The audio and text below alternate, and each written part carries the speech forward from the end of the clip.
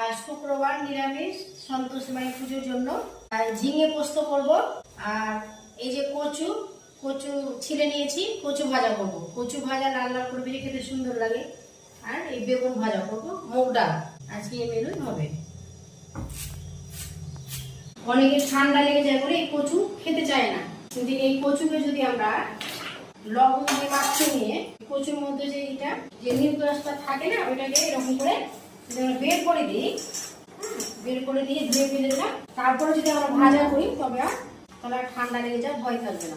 হ্যাঁ, লাল লাল করে ভেজে খেতেও খুব সুস্বাদু লাগে। সামান্য একটু পোস্ত না আবার আগে দিয়ে দিলে খুব সুন্দর লাগে। এই যে এবার আমি এভাবে লবণ দিয়ে আমি মেখে দিলাম, লবণ দিয়ে মেখে এটাকে বের করে দেবো। এবার ধুয়ে নিচ্ছি। এগুলো সব বেরিয়ে যাবে এবার।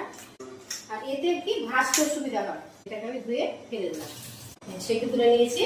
কড়াটা আমি চাপিয়ে দিলাম, হলুদ দিয়ে দিলাম।